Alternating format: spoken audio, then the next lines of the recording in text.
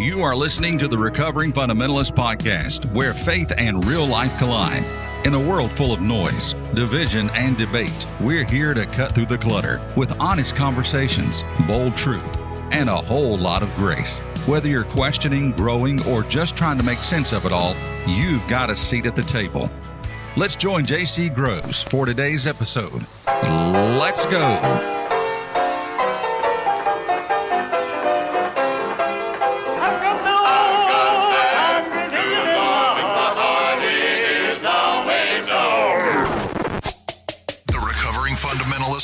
Starts in 3. You know what makes women stupid is college. Jesus was not a bartender. Hi, 2. You have lost your mind. Long-tongued heifers have given me a lot more trouble than heifers wearing breeches, and you know that. Say amen right there. 1.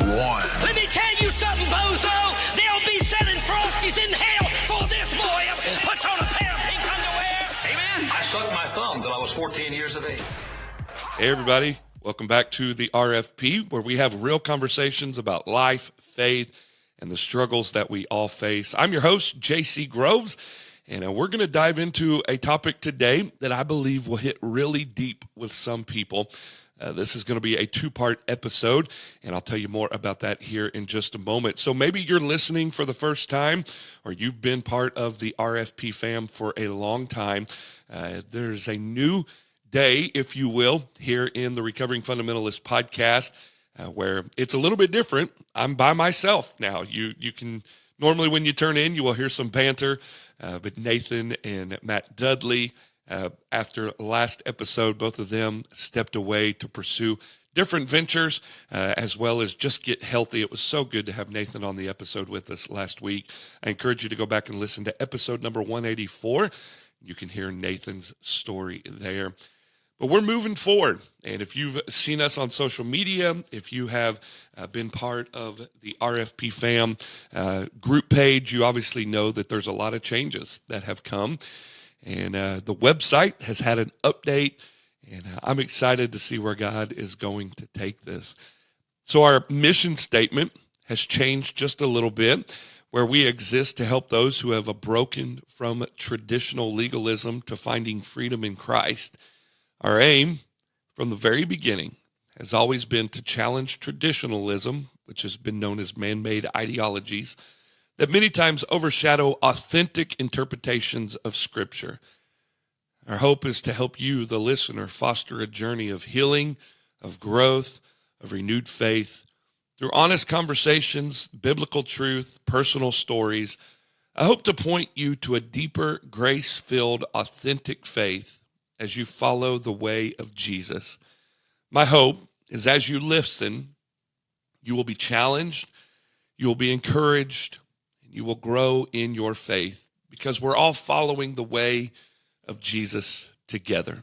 So thanks for joining me on this journey. Hey, the RFP has some new sponsors that I want to be sure to mention. Local Beard is a new company that we are starting, and you can check it out. I'll be telling you more about that next episode, as we're in the very beginning stages of Local Beard. You can find them on Facebook and TikTok, and this is for all the men with chin curtains and bald-headed men. We also have bald head care products that are going to be coming out. Be sure to check out Local Beard. Of course, this episode, there's no visual, but next episode, one of the things we're going to be doing is pretty much all of my guests are going to be in person. We've partnered with 148 Films here in Chattanooga. They have an incredible podcast studio. We're going to be meeting up there and bringing some incredible content. So be sure to check 148 Films out on Facebook.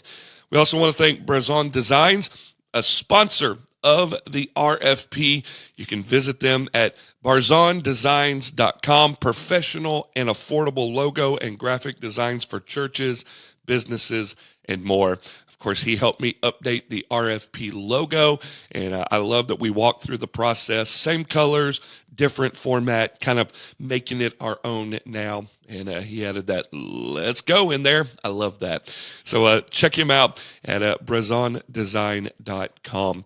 Hey, we're going to be doing a giveaway. I've partnered with Tyndale Bibles. And of course, 25 years ago, I switched to the New Living Translation. It is one of my favorite translations. I read, I study, I preach from the New Living Translation. And I've partnered with Tyndale Bibles to do a giveaway of a premium New Living Translation Bible. And I'll be letting you know more about that. Check out our social media, Facebook, Instagram. Follow us at recoveringfundamentalist.org, and you can find out how to become part or how to get in on that giveaway. It's going to be coming in the month of May. So today we're going to jump into a conversation that hits deep with some people, betrayal and abandonment. Have you ever been let down by someone you trusted? Maybe a friend turned their back on you, a relationship fell apart, you felt completely alone when you needed someone the most. Man, if that resonates with you, I want you to stick with me, because today we're going to talk about the pain of betrayal, but more importantly, my hope is how we will help us move forward to find hope in the middle or after, or for some of you, before it even hits. Now, this will be a two-part conversation. I'll be in the studio next episode with a good friend, a pastor, a professional counselor, a former Marine, and we're going to be talking about this in a deeper way. And today, I just wanted to set the stage for this topic, this conversation, and share a personal story. Over the last couple days, I've had the opportunity to sit with a few folks, and they've asked, "What's your story?" And so here on the RFP, I feel like you know us. A lot of you know us well, but I want you to know the deeper story of who I am and why this topic is one that resonates with me. There's a reality that betrayal and being let down, abandonment is very real. For some of you, there's some PTSD that comes around this thought, and I don't minimize anybody's PTSD. I don't minimize the pain, the anxiety, the hurt that you feel. My hope is that talking about this, we can move forward in a path of healing. That's the whole goal of the RFP. We're moving in a new direction where I don't want it to just be all about exposing or calling out, but I want us to help the recovering side and finding hope in the hurt. I've been a pastor in ministry full-time for 25 years, and I'll share in just a moment my story of why this topic is one that resonates very deeply with me. And I know if you're not in ministry, that there are moments in your life where abandonment has happened, betrayal has happened, a friend, family, spouse, kids, job. We all feel this at some level. Of course, I speak from a pastoral side, but it's also happened with friends, and it hurts. We don't minimize that, but we have to find a path forward. And that's my hope as we unpack this over these next two episodes. Betrayal is one of the hardest things to experience because it always comes from someone close. A stranger can't really betray you. It's the people we trust, we love, we rely on, who have that power. I mean, think about Judas, one of Jesus' own disciples. He walked with Jesus, witnessed miracles, shared meals with him. And yet for 30 pieces of silver, he sold him out. Peter, who swore he would never deny Jesus. And then within hours of Jesus' arrest, he did that very thing, not once, not twice, but 3 times. Jesus, the Son of God, the one who perfectly loved, was abandoned by some of those closest to him. So if you've ever been betrayed or left behind, lied about, slandered, you're not alone in that pain. Jesus understands it deeply. Now, there is an emotional toll. Let's be real. Betrayal hurts. It shakes our confidence, makes us question who we can trust, if we can even trust anybody, if we can even trust anybody with our feelings. For some, it leaves us feeling unworthy, unlovable. Abandonment, especially, can trigger deep wounds, whether from a parent, a spouse, close friends. And maybe right now you are wrestling with some bitterness. Maybe you're struggling to forgive, or you're just feeling loss. Hey, I get it. But here's the thing I want you to understand. That pain doesn't get a final say. It can make you bitter, or it can make you better. I believe that Jesus felt this same weight in the Garden of Gethsemane. I've had the opportunity to teach in the Garden of Gethsemane, to pray at some olive trees in the Garden of Gethsemane. It was one of the most powerful moments for me when I was in Israel, because when I read the story, I always think of it as a garden far away. But man, where Jesus would have prayed in the Garden of Gethsemane, he could literally see the city of Jerusalem. He would have been able to see Judas and the soldiers coming to arrest him. I would wager to say that he could see Calvary. And so he felt that weight, knowing what was coming. He was overwhelmed, praying so intensely that he sweated blood. He asked his disciples to stay awake with him, to be there for him, but guess what? They did what? They fell asleep. And when the soldiers came, they ran. Yet Jesus still loved them. He still went to the cross for them. And so I say all that to say this: if you feel the weight of this topic today, just know you're not alone. There is an emotional toll that comes with that. And some of you, it is crippling. It's debilitating. It hurts. I can tell you from experience, the conversations that you have in your mind, trying to figure out the why, trying to understand, is it something I said, something I did, who I am, what happened? There's a lot of questions that go unanswered. A lot of times it will steal your joy. But I've also learned that John chapter 10 and verse 10 is very real, that the thief, the devil, the enemy of God, he's come to steal and to kill and destroy. What does he come to steal? Your joy. There's a big difference in joy and happiness. And when you are in the middle of betrayal, abandonment, slander, that joy does not feel real. It's not a very joyful time. But Jesus wants to give you joy in the midst of that. It can happen.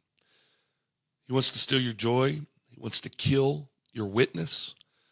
Unfortunately, in the day and age that we live, you're guilty upon accusation. You're guilty with your witness because abandonment. You wonder why, what happened, where did these people go, what is being said. For us in the ministry world, pastor world, when people leave our church, when people leave our lives, we wonder what's being said, how is it being said, how am I being portrayed? Now, we don't live for that acceptance, but it does hurt. It kills our joy, it steals our witness, and for some, it destroys our life.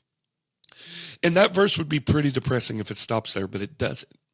It goes on to say, but I have come, Jesus came, that we can have real and eternal life. I love New Living Translation, a better life than we've ever imagined. For you that like the King James, life more abundantly, full of joy. And so today, I want to share my story where I have lived John 10:10 out. I'll be honest with you.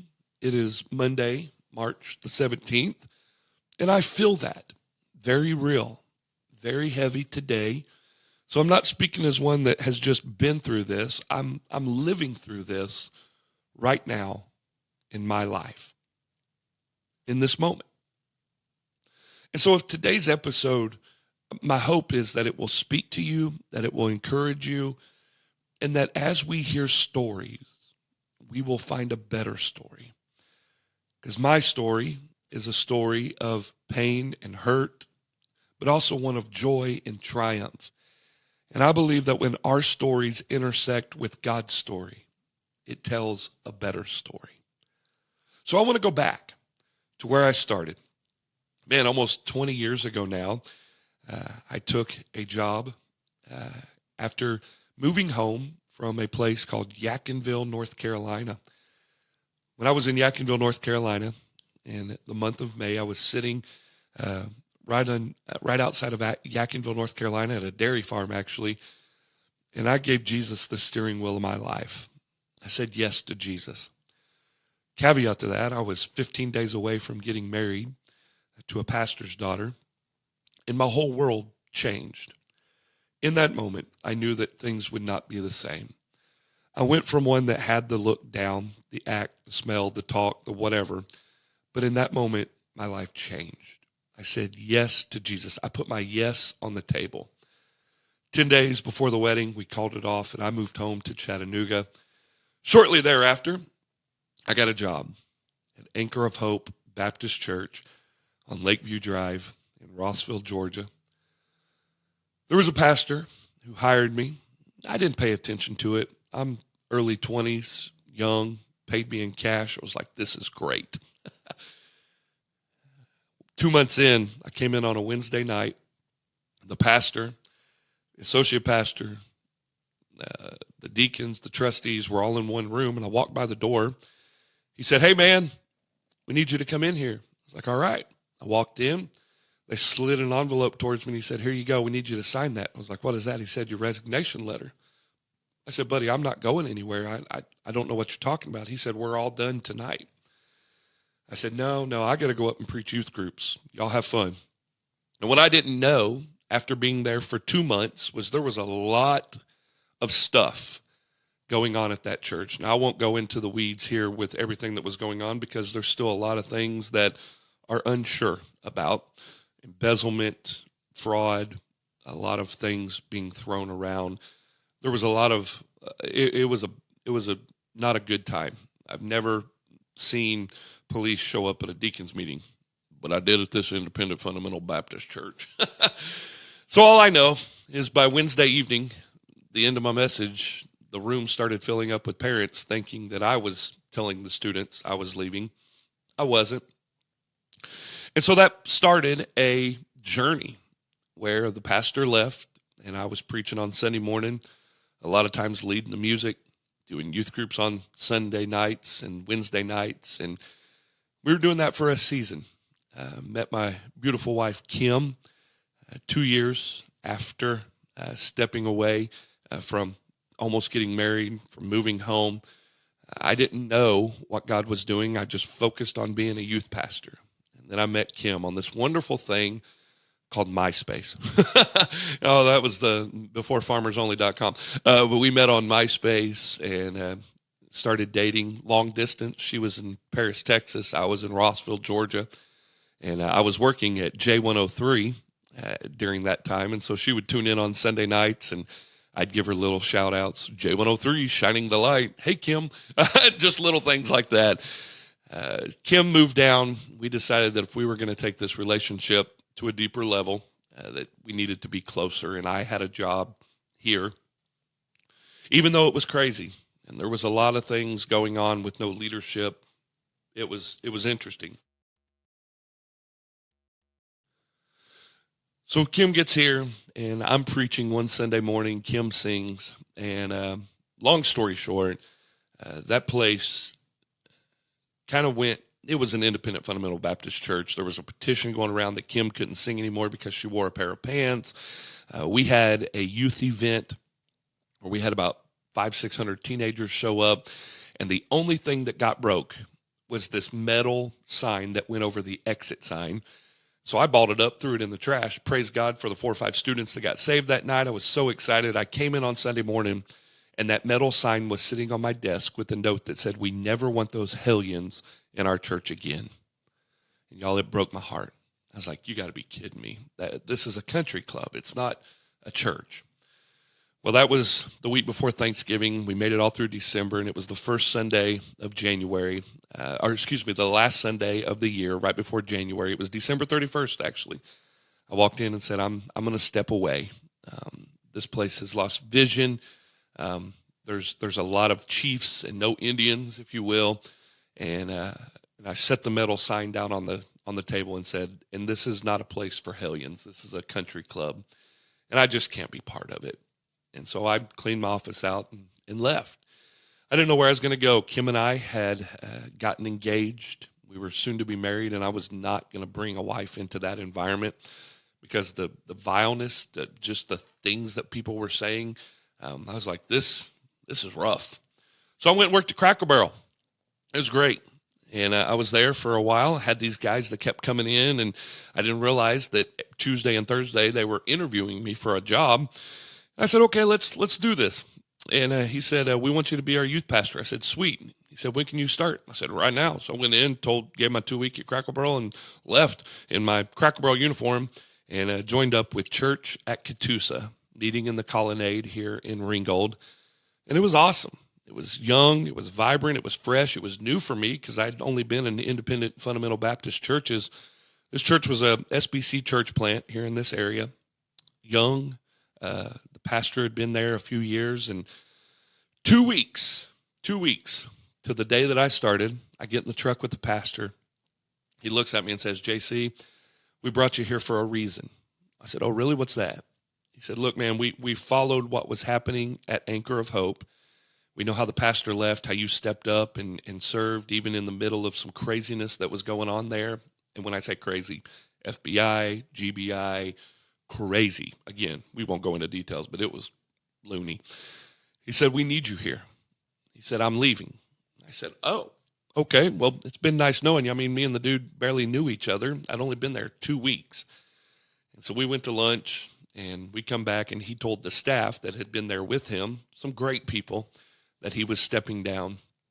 And so here I am, early 20s, had just left a church that I'd been at for about 3 years. I'm new youth pastor here, and the pastor leaves about a month after I got there, but he told me 2 weeks after I started. And so it went into, long story short, pastoring. I was preaching on Sunday mornings, doing youth groups on Sunday nights. Things were going well. We were growing, actually. And then the elders came to me and said, hey, do you want to pastor this church or do you want to be the youth pastor? I said, I want to be the youth pastor. I said, okay. I said, just let me be part of the process of who we bring in because this church is growing and God's doing something here. And I'm shepherding, I'm leading, I want to help. And so they said, okay. Well, fast forward a couple months, Kim and I on October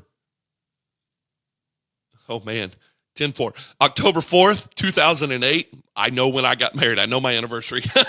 We got married, went off to Puerto Vallarta, Mexico, and it was an awesome time.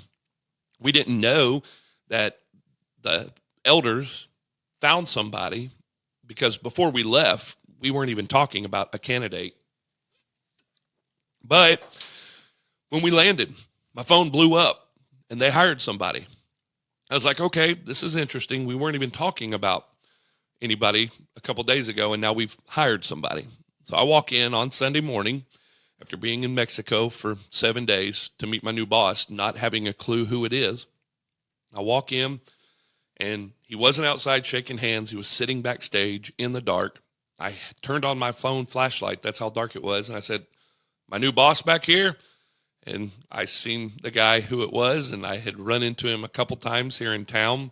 He'd been a youth pastor at 4 or 5 churches. He said, hey, good to meet you. That was it. It was kind of cold. I didn't think anything about it. Well, church starts. We're packed out that day because the announcement went out. We had hired a pastor, packed out. And this guy walks out on stage, and I am not even joking. These are the exact words he said. Hey, my name, and he said his name. He said, I love Jesus.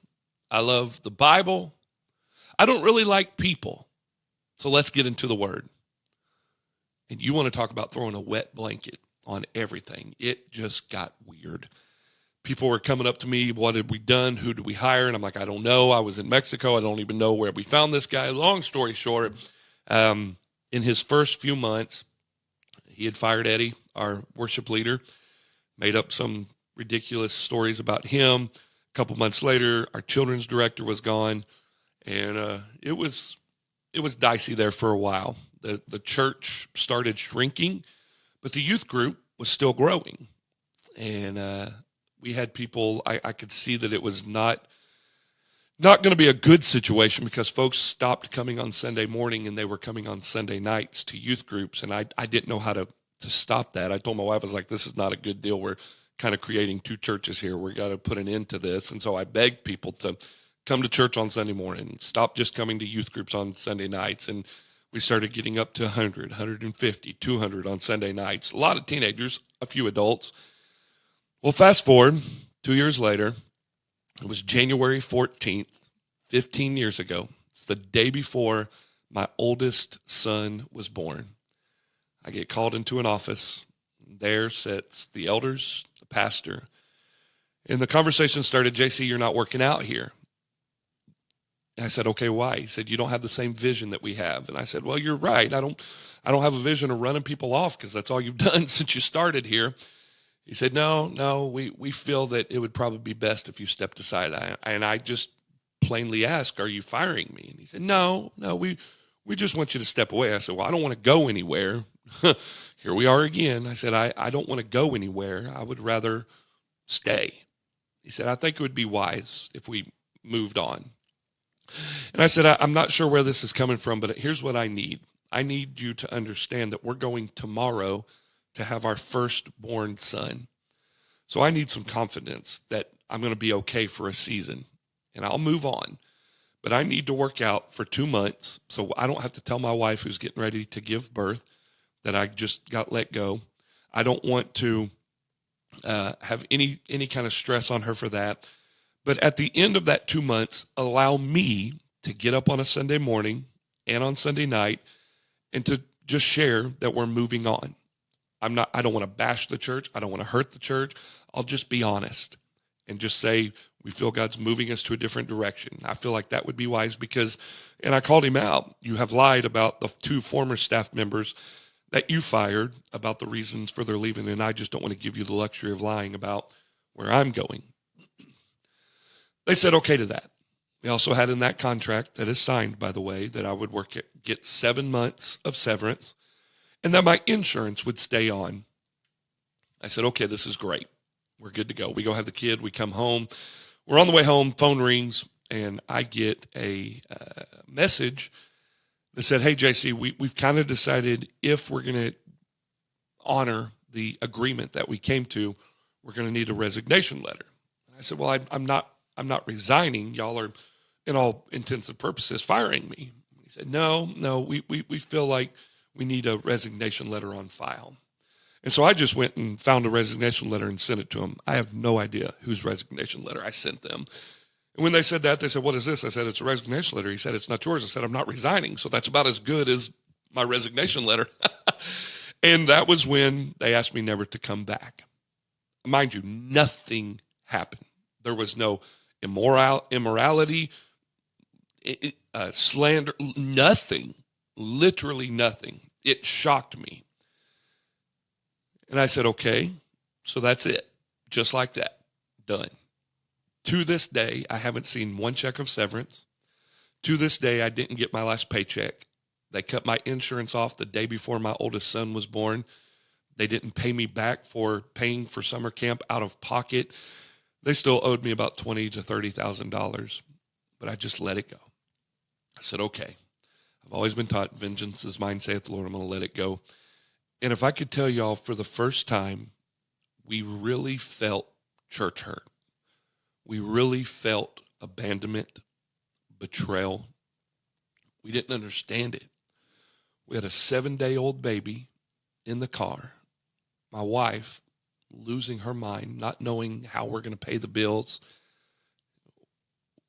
It got bad. The rumor mill around this city went crazy.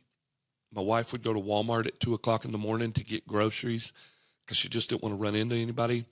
One of the things that hurt the most, nobody reached out. Nobody called. Nobody texted. One family, Tom and Cindy, their daughter Natalie, came to the house, knocked on the door, and my wife melted in her arms. Our small group, silence. It was like We had committed an unpardonable sin, and we did not even understand. I'm thankful there's a pastor in town. His name's Billy Crystal, not the actor. He was a youth pastor at a church down the road, and he said, hey, man, I heard what happened. I don't like it. I want to give you the opportunity to at least say goodbye to your students. And so he let me come down, Burning Bush Baptist, great church. Joseph, Dennis, Eddie, the former worship leader that was with me at this church, is now the worship leader at that church. So that Wednesday night, I got to preach. Place was packed, my students, their students, people in community just wanting to get the dirty details, if you will. I didn't say a word about it. I preached about Jesus being our solid foundation.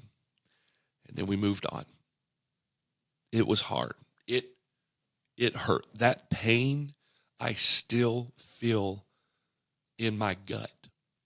It still wrecks me at times.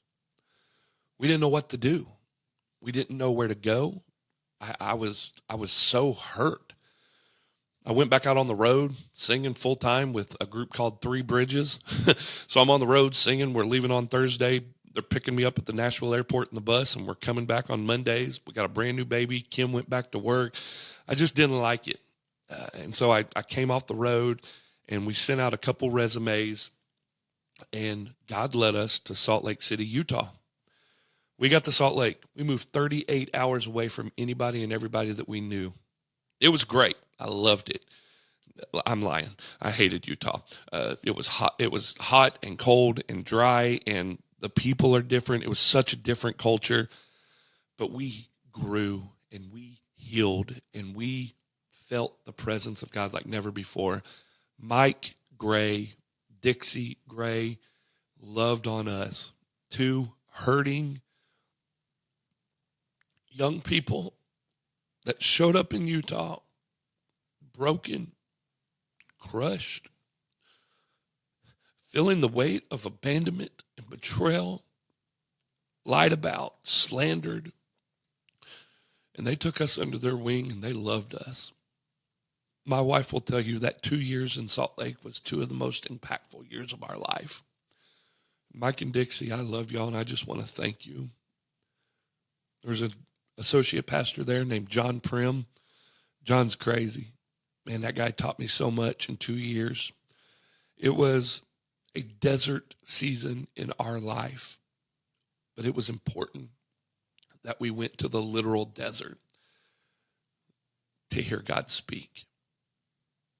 Fast forward, we were there for 2 years, and I get a call from a great church here in North Georgia called Rockbridge Community Church, and a huge group of the church that had left Church of Catoosa was driving down to Dalton, and they wanted a campus of that multi-site church here in Ringgold. Long story short, I get the call, said no, we're here in Utah now. The thought of coming back to North Georgia, I couldn't do it. I didn't know what people were saying. I didn't know what people were thinking. I was like, there's no way we're going back to North Georgia. We actually said no a couple times. And then we had a young man that was in our youth group, Tony Ballman, passed away, was killed in a car wreck. I came back, did his funeral, ran into Matt, the pastor at Rockbridge, and he said, hey, man, great speaking up there. Heard a lot about you. Would love to talk. So I agreed to an interview. Y'all listen. When I tell you I tried to not get the job, I changed my son's diaper while doing the interview.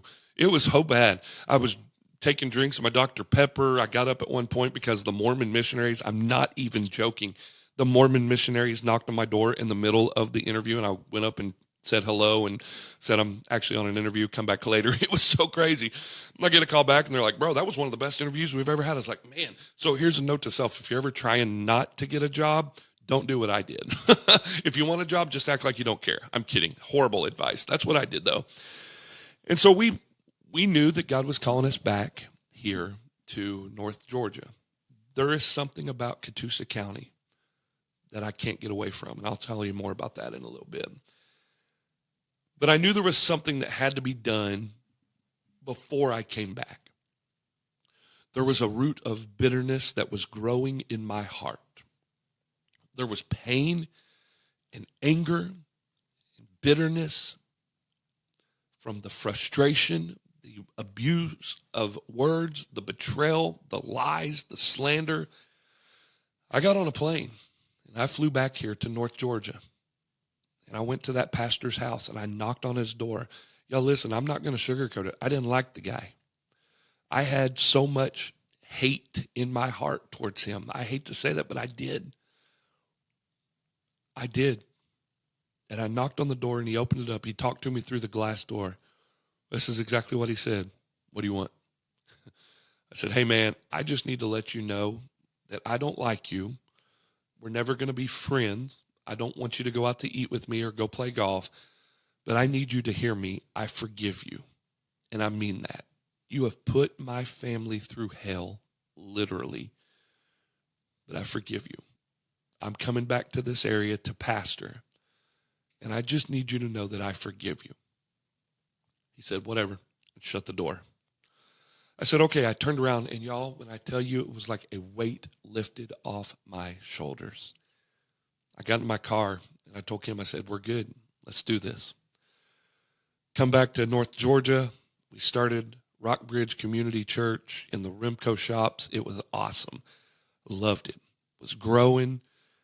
A few months after we started, that church where he was the pastor at went bankrupt and closed. That church is no more. You remember that contract that I told you I had? I reached out to a lawyer. He said, JC, you could sue. You could get what you were promised, but I can never pull the trigger on it. Vengeance is mine, saith the Lord. And then looking ahead, all those years later, that church went bankrupt and shut down.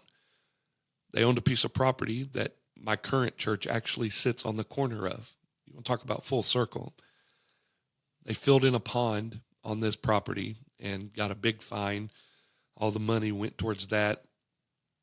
People stopped showing up, and the church literally shut its doors from one of the most thriving churches in this county to closed. And God spoke to me very clearly and said, it wasn't audible. I hope if I ever hear the audible voice of God, he sounds like Morgan Freeman, but that's for another time. But he said, I got you. I could have gotten in the flesh, acted out on that abandonment, that hurt, that hatred, and sued them and got some money. But coming back, it would have been, that's the kid, the pastor that sued the church that went bankrupt. But I didn't have to do anything. Now, am I saying that it shut down because of what they did to me? Not at all. But that was just God confirming that he is in control. Did it hurt? Yes. Would I change anything? No. We gave my 30s to Rockbridge. It's a big church. I'm a campus pastor. Campus pastoring, I learned, just wasn't really for me. I was middle management. I was a facilitator, if you will. But it's a great church doing good things. Every church has its ups and downs. But we knew God was calling us away from there.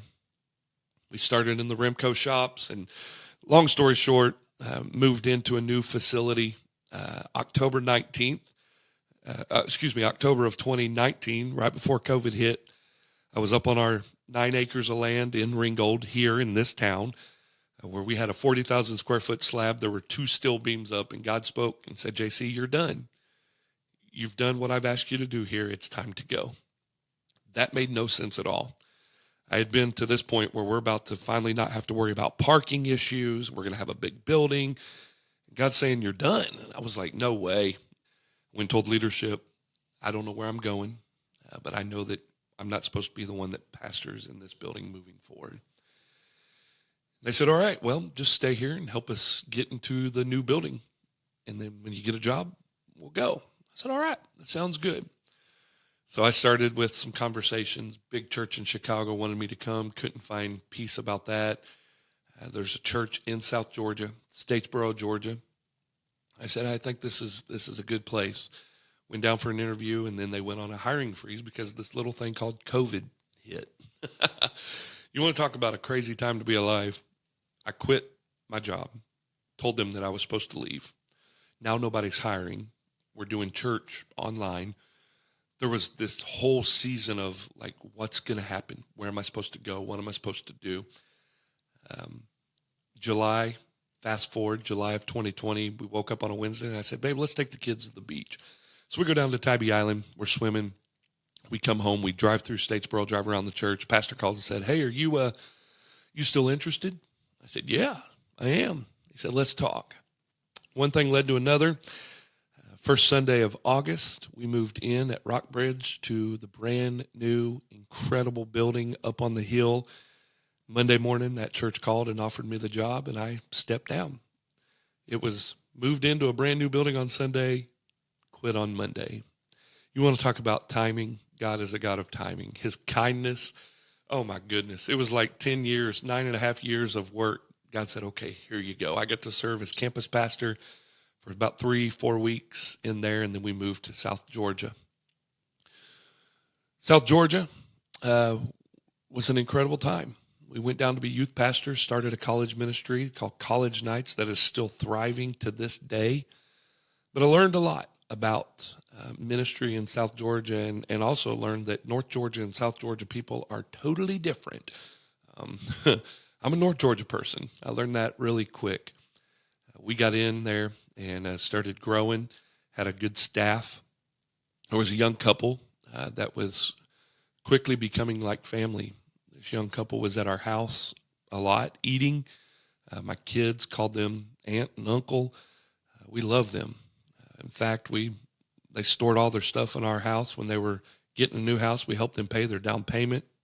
We bought their honeymoon. We took these kids under our wing. They were young and believed in these guys. On Thursday, before this took place, took the young man to coffee, said, man, I feel like God has called you to step up into some incredible leadership roles. Here's a few things that we need you to do. I want to hand you off the position of student pastor in the future, but let's start getting there. Great conversation on Thursday. We had church. Monday morning, I send a text to the group, and I get a very harsh response back. I'm not your slave. Whoa. What is that? Where'd that come from? I walk around the corner to this young man bowing up on me, drew his fist back, and literally physically tried to fight me. You want to talk about not having a clue where this is coming from? That led to the staff coming out. They literally were holding him back. And I'm like, what is actually happening here? This wasn't the first time. This was a pattern. He had done this a few weeks before to our executive pastor in the hallway. I had run-ins with a couple people in the church. It was just a pattern. One thing led to another, and he ended up stepping down. But they asked him if he would stay. And so, opposed to my wishes, because obviously this is very tension here, he stayed on, and it was just causing some weird controversy. And a couple weeks later, he said, I'm out. And you want to talk about hurt in that moment, betrayal in that moment. Man, this guy went from somebody I was investing in, pouring my time, my passion, my energy in, only to him to literally try to physically fight me and walk away. And that hurt. That hurt worse than anything I'll ever understand. And unfortunately, it kind of got things twisted there. And to the point where some lies were told, to the point where some slander was believed, which led to me and the pastor having a conversation where he straight up cussed at me, lied to me. That hurt. I didn't understand it, didn't know what was going on. I found myself sitting again in an elders meeting with the pastor. And the only thing that was brought up was the fact that I had called the pastor a liar. A few months before, me and the pastor and two elders were in a meeting. We were having a conversation about this whole Chris incident. The pastor, who had a very short temper, stood up and punched the table and told me I was doing a bleepity-bleep job as youth minister. I said, well, man, first off, you've never been to youth ministry. Your kids don't come. I don't know how you know that. It's actually thriving and doing pretty well. I was asked to leave the room, come back in. He had been reprimanded. He apologized for that. Fast forward 3 months, I'm sitting in his office and he starts losing his temper again. And I said, are we about to have another moment where you tell me I do a blankety blank job? He said, I never said that. I said, bro, you're a liar. You 100% said that. 2 elders called you out. He said, I never said it. I said, well, you're a liar. And that led to me being asked to not show up at church that Sunday, the very first day that we were going to kick off youth groups. On Monday, I was in this elder meeting, and they said 2 things. One, you called our pastor a liar. I said, because he lied. They said, 2, we feel like you're confrontational with him. And I said, no, I just don't like lying. I hate lying. They said, well, we can't have you calling our pastor a liar. He told me that the reason that other guy went off was because of my leadership. So I just said, well, does that make you a bad leader because you're my leader? And if my leadership is that bad, does that make you a bad leader? They couldn't handle that. I learned quickly. This elder board, who never rotated off, these guys had been elders, some for the least 4 years, the most almost 9, 10 years. It was a group of yes men. They said, you just can't say that about our lead pastor. So we're going to ask you to step away and we'll figure this out. I said, hold up. I need to know. Did I do anything morally wrong? Well, no, not at all. I said, is this job performance? No. And I knew it wasn't. Youth groups were growing. We were running 800 to 1,000 college students every Wednesday night. No way in the world was it job performance. I said, have I done anything other than call the lead pastor out? They said, we're done. We're not going to have this conversation. They gave me 2 options in that moment. Stay, but I was done preaching. I was just going to facilitate the staff. Or I could take a severance package, sign an NDA, and walk away. They asked me what I wanted to do. I think I shocked them in that moment because I said, I'm going to stay. They're like, well, you know that means no preaching. I said, I know, but I didn't do anything wrong. This is upsetness because I called out the pastor who none of y'all will do. He lied. 2 of you sitting in this room were in that room and reprimanded him. You know that he's lying about this. I said, okay, well, let's go on and we'll call you Monday and we'll figure out what the next steps were. I said, sounds like a plan. They had no next step plan because there was no next step plan. They thought I would take the money, sign the NDA, and run, but I didn't do anything. I get a call Sunday night. Hey, JC, we're going to ask you to probably not come back for the next couple of weeks while we figure out what this transition looks like. And I said, here's the deal, guys. I'm not going to play this game. I've been in ministry a long time. And y'all are going to continue to make my life hell and put things in until I step away because you know I did nothing wrong, but I will step away. But I would like to ask you that I could say goodbye to the students. So I got to come back on Sunday night. I told our teenagers I had 3 minutes to tell our teenagers goodbye. They allowed me to come back on Wednesday night, and I was only given 3 minutes, but I took 10 and said goodbye. And we stepped away. What you got to understand is God had already been working in our hearts about coming back to North Georgia. We didn't know what coming back here looked like. We knew that we weren't acting in obedience because, here's the word, we were comfortable.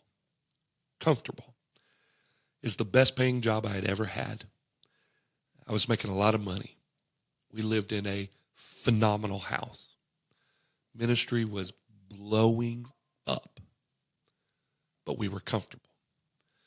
In August of 22, a month before this took place, Kim and I were praying one night and said, we feel God's telling us to come home. And so even before all of this happened, the staff member bowing up on me, the slander, the lies, the elder board, we'd already put the house up on the market. And it sold for way more than we had paid. And we said, okay. And we moved home. It hurt. It was those feelings all over again from 20 years ago, but God is faithful. We came home 2022 of October. We started Hope Church. And listen, I'm still learning and processing through how to pastor. We've had people that have been part of us that are no longer part of us. Some just leave. Some tell you very vocally why they leave. It hurts. Betrayal is never easy, but it's something that we have to learn that in the midst of that, God is still faithful. I wanted to set the stage for the conversation that's coming in the next episode because, one, there's a lot of misinformation out there. There's a lot of people that are running with stories that just aren't real. There's a lot of wondering. And I'm the kind of person that just likes to keep it 100.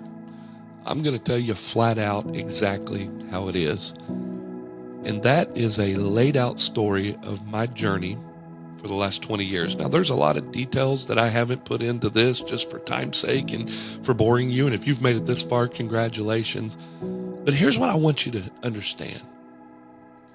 I look back at my 20 years that God has allowed me to work full-time, 25 years with traveling. And I believe it now more than ever that God is always at work. Sometimes it is behind the scenes where he's doing things we are completely unaware of, but one day we benefit from. You remember when I told you earlier about the church that I pastor now sitting on the corner lot of the property from Church of Catoosa? Well, in God's faithfulness and kindness, it's just, as somebody said, a God wink. I don't like that saying, but I said it. About 60 feet behind where we have church right now, there's a barn. And it's in that barn where I did student ministry on this piece of property for 2 years. There's no church on this property. There's about 75 houses now on this piece of property. But that barn is still there.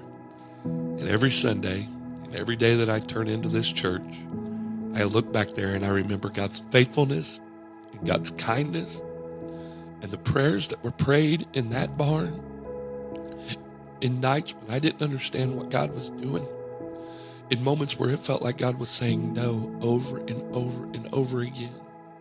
Watching my kids as babies run around in that field, my wife and I sitting in that barn bawling our eyes out, not understanding what was going on, where God was saying no.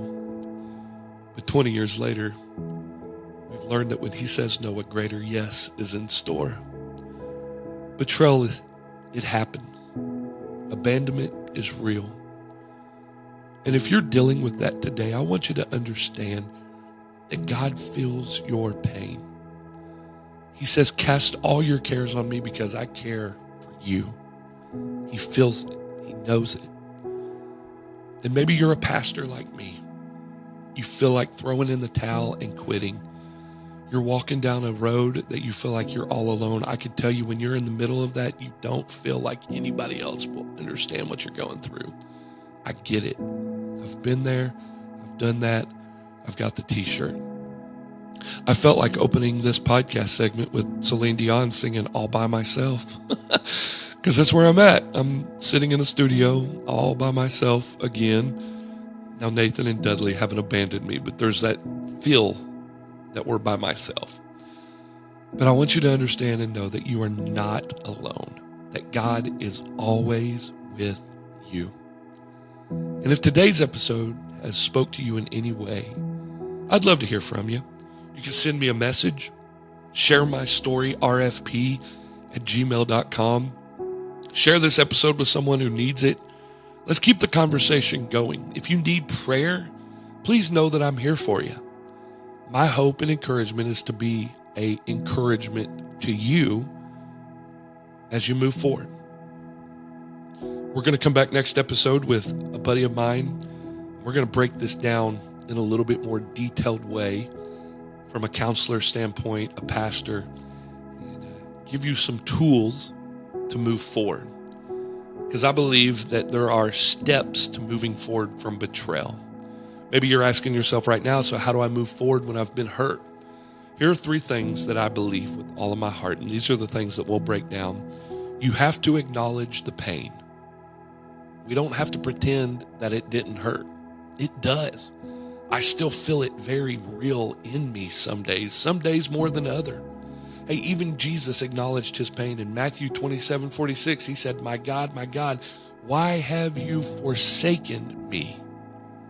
But even in that, he never lost his connection to the Father. So acknowledge the pain. Don't just put it in the recesses and pretend it never happened or hurt. Pastor, acknowledge the pain. And then the second step is you got to choose to forgive even when it's hard. Forgiveness doesn't mean what happened was okay. Did you hear that? Forgiveness doesn't mean what happened was okay. It just means that you're choosing to let go of the bitterness so it doesn't consume you. Jesus forgave Peter, reinstated him in his calling and his purpose. You can move forward. It's not going to be easy, but it's necessary. And then thirdly is trust that God is still with you. Trust that God is still working. I love Hebrews 13:5. He said, I will never leave you or forsake you. Even when people walk away, God remains. He's not just present. He's actively working for your good. So maybe you've been abandoned, but friend, you are not abandoned by God. Maybe you've been betrayed, but God is still faithful. So I want to thank you for tuning in to this episode. We're going to break this conversation down in the next episode. And until then, hold on to hope. You are never alone. God bless. Peace. Be sweet. Thanks for listening to the Recovering Fundamentalist podcast. Be sure to stop by our social media, Facebook, Instagram, and Twitter. Give us a follow. Also, go to our website, recoveringfundamentalist.org. That's recoveringfundamentalist.org. There you can find Recovering Fundamentalist swag. You can get your t-shirts and hats. You can join our ex-Fundy community, see where we're going to be having some meetups. It's the recoveringfundamentalist.org. Be sure to join us next time for the Recovering Fundamentalist podcast.